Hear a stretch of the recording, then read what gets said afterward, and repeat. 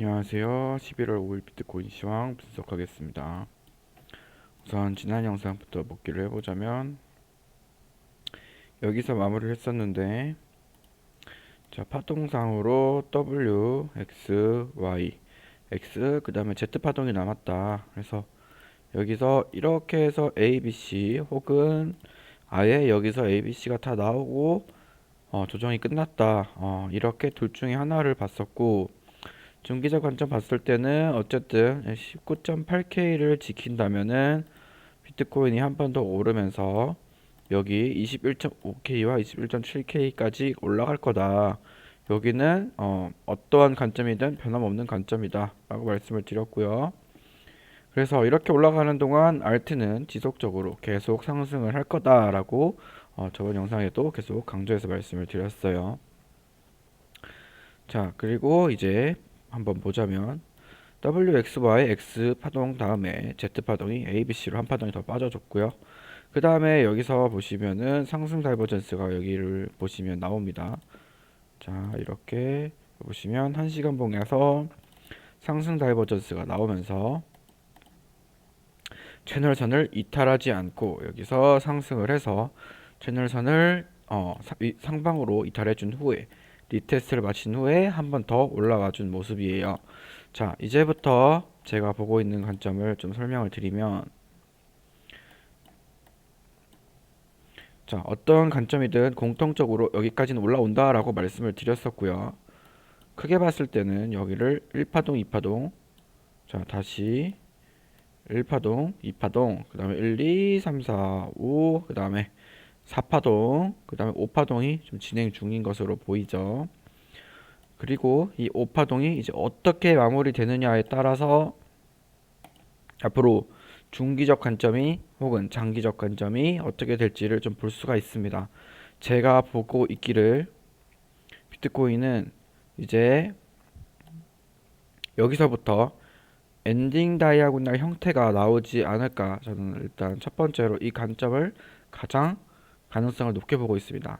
이렇게 본다는 건 이 엔딩 다이아고날이 나온다는 건 여기서 저항을 받고 크게 떨어질 확률을 보는 거예요. 그래서 지금 나오고 있는 거 이런 식으로 파동을 마무리하고 이런 식으로 크게 떨어질 거라고 보고 있고, 이더리움 마찬가지로 보시면은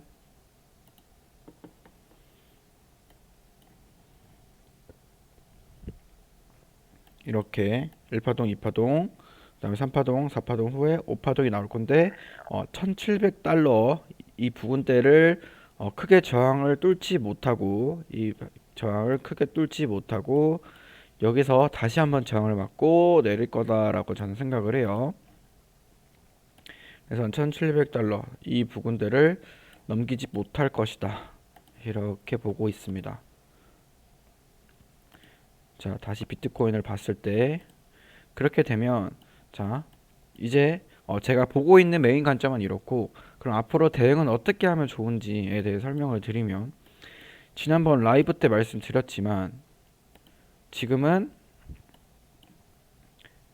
크게 봤을 때 여기를 1파동이고 2파동이고 뭐 3파동, 4파동, 5파동 이렇게 해서 임펄스 이렇게 해서 하나의 큰 파동이 시작된 거다 이렇게도 볼 수 있지만, 저는 그렇게 보지 않고 A파동, B파동, 즉 다시 크게 봤을 때 이렇게 말씀드리는 거고, 뭐 W파동, X파동, Y파동인데 여기서 A파동, B파동, 그 다음에 C파동 임펄스 여기 지그재그 나오고 나면은 큰 하락이 기다리고 있다라고 말씀을 드렸죠. 자, 그러면은 이거에 대한 대응을 해야 될 텐데, 지난 라이브 때도 말씀드렸지만 제가 보고 있는 기준은 21.7K입니다. 21.7K 위에 올라온다면은 21.7K 위에 올라온다라는 거는 종 마감을 그러니까 봉 마감을 종가 마감을 위에서 해주고요. 그 다음에 여기서 이탈하지 않고 지지까지 해주는 모습, 이 모습이 상승장에서는 굉장히 유력한 패턴이다. 이 모습이 나와줘야지 상승장이 좀 나오는데 유리할 것이다라고 저는 확률이 더 높다라고 보고 있고요. 이렇게 되지 않고 이제 두 번째가 이제 21.5K예요. 그래서 21.5K를 올라왔는데 21.7K를 뚫지도 못합니다. 그런데 계속 이런 식으로 행보를 해준다면 저는 여기서 한번 이 위로 올라와 줄 수 있다. 여기서 응축된 힘으로 이 힘을 21.7K를 뚫으려고 수렴을 하는구나 라고 보고 이렇게 갈 거라고 봅니다. 이런 식으로 나온다면 엔딩 다이아고널 형태가 아니라 그냥 임펄스 형태로 나오는 거고요. 이렇게 해서 3, 4, 1, 2, 3, 그 다음에 4파동이 나오고 5파동 이런 식으로 올라갈 겁니다. 이렇게 나오거나 아니면 그냥 아예 여기서 더 강하게 지금 이렇게 올라가는 거. 이 두 가지가 이제 제가 보고 있는 관점과는 다르게 올라가는 관점이에요. 자, 그럼 반대로 제가 보고 있는 관점대로 가려면은 첫 번째로 제가 보고 있기를 엔딩 다이아고널 형태로 그래서 다시 한번 또 내려옵니다. 그 다음에 다시 한번 또 올라와서 이제 4시간 봉과 1시간 봉에서 하락 다이버전스가 출현을 하면서 크게 떨어지는 관점입니다.